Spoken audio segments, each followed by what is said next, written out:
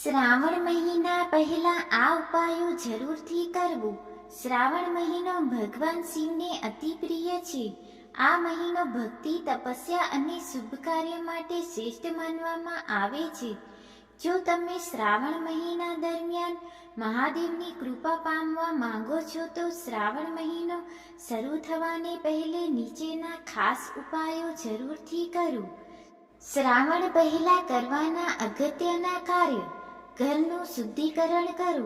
ઘરની સંપૂર્ણ સફાઈ કરો. નેગેટિવ એનર્જી દૂર કરવા માટે ગૌમૂત્ર અથવા ગંગાજળથી છંટકાવ કરો. દરવાજા અને ખિડકી પાસે ઘાસના તળિયા રાખો. ભગવાન શિવનું પૂજન સ્થાન તૈયાર કરો. શ્રાવણ દરમિયાન ભગવાન શિવને રોજ અભિષેક અને પૂજા કરવાની પરંપરા છે.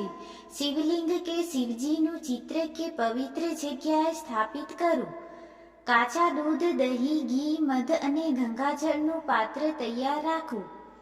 ઉપવાસ અને નિયમ માટે તૈયાર થાઓ.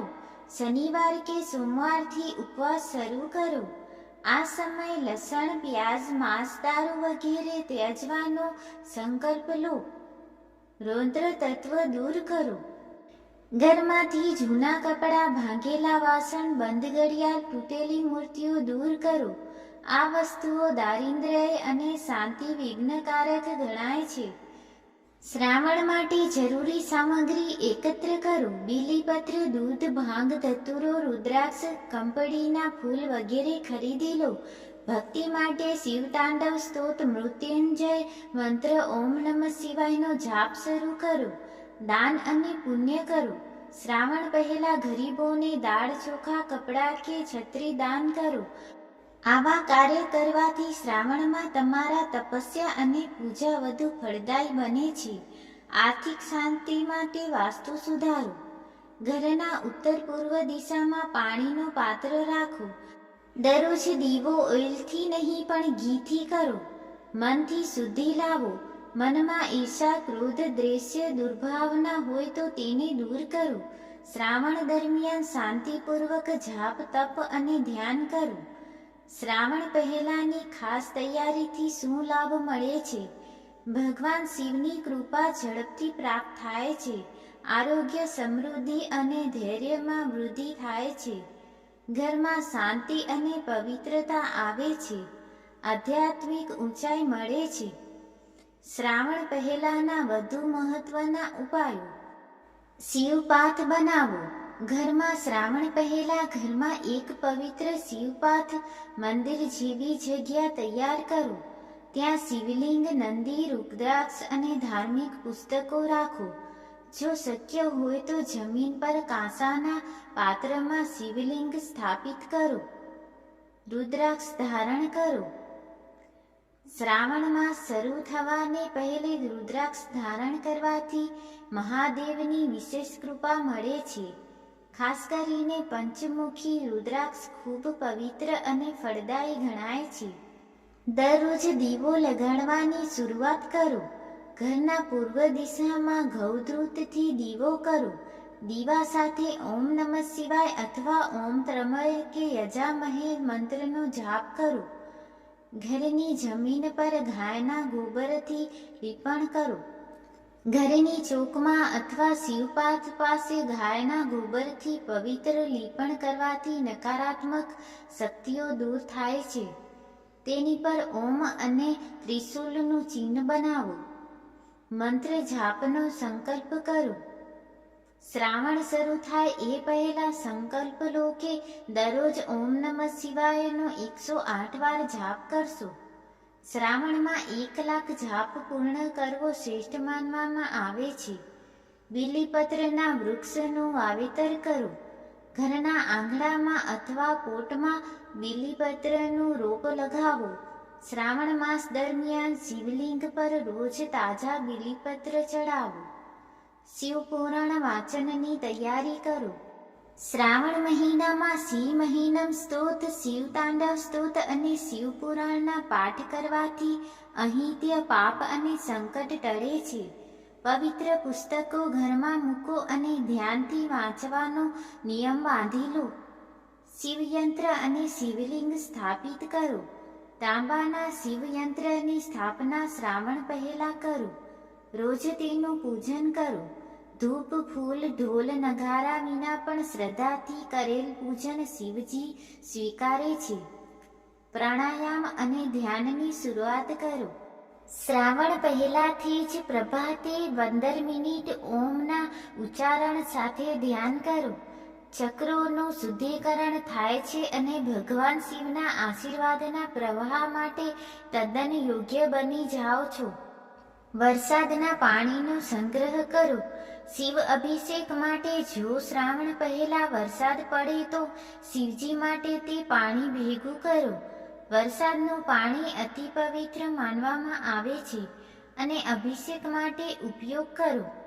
ખાસ સૂચન: શ્રાવણ પહેલા જે દૈનિક કાર્યો શરૂ કરો તેને શ્રાવણભરમાં નિયમિતપણે ચાલુ રાખો.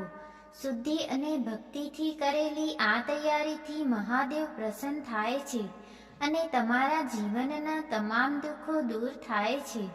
શિવ મંદિરની મુલાકાત લો. શ્રાવણ શરૂ થાય એ પહેલા નજદીકના શિવ મંદિર જઈને શિવલિંગ પર દૂધ પાણી અને બીલીપત્ર અર્પણ કરો. મંદિરના શિખરનું દર્શન કરો અને ઓમ નમઃ શિવાયનો જાપ કરો. ધાર્મિક વ્રતનો સંકલ્પ લો. શ્રાવણ દરમિયાન સોમવાર વ્રત, એકાદશી વ્રત અથવા મંગળ પ્રદોષ વ્રત રાખવાને નિશ્ચય કરો. સંકલ્પ સાથે ખોટું બોલવું, દુશ્મની રાખવી કે દુર્વ્યસન તજવાની પ્રતિજ્ઞા લો. શિવલિંગ માટે તાંબાનું પાત્ર તૈયાર કરો. શ્રાવણ પહેલા તાંબાનું પાત્ર કે કલશ લેવી જોઈએ જેમાંથી રોજ શિવલિંગ પર અભિષેક માટે પાણી ઢાળી શકાય. તેમાં તુલસી પત્ર કે ચંદન પણ મિક્સ કરો. પિતૃદોષ નિવારણ માટે પૂર્વજોને સ્મરણ કરો. શ્રાવણ પહેલાથી જ પિતૃઓનું ધ્યાન રાખો. ઘરમાં દીવો ધાપવો અને કુંડામાં તિલ દૂધ જળ અર્પણ કરો. પિતૃ તૃપ્તિથી ભગવાન શિવ વધારે પ્રસન્ન થાય છે. ઘરના મુખ્ય દરવાજે શિવ ચિહ્નો બનાવો. મુખ્ય દરવાજા પર ઓમ ત્રિશુલ, શિવલિંગ જેવા ચિહ્નો ઘાસ કે ગુલાલથી બનાવો. દરવાજા પાસે શંખ રાખવો પણ પવિત્રતા લાવે છે. એક નાળિયેર શિવને સમર્પિત કરો. શ્રાવણ પહેલા એક સાફ નાળિયેર લાવીને તેના પર રક્ષાસૂત્ર બાંધીને શિવલિંગને સમર્પિત કરવો. એનાથી ઘરમાં અચાનક થતા વિઘ્નો દૂર થાય છે. દિવ્ય ભજન અને શિવ સત્વનો આરંભ કરો. રાત્રે સ્લીપિંગ કરતા પહેલા શિવ ભજનનો સાંભળો કે પાઠ કરો.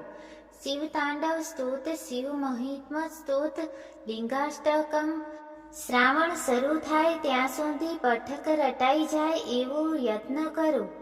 તુલસી તથા દિવ્યાની સિંચાઈ કરો. ઘરમાં તુલસીનો છોડ હોય તો દરરોજ તેનું પૂજન કરો.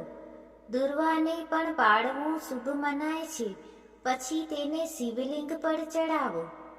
ઘરમાં ધન પ્રવાહ માટે તાંબુ અને ચાંદી રાખો.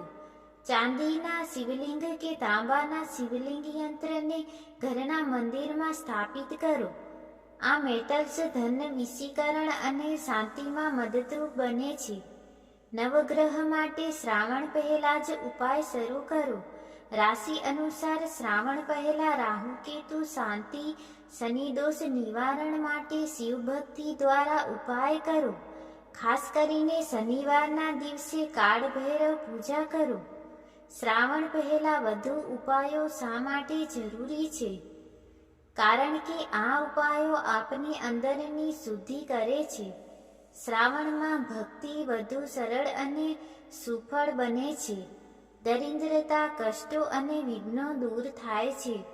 શિવજીને માટે યોગ્ય માહોલ ઘરમાં ઊભો થાય છે.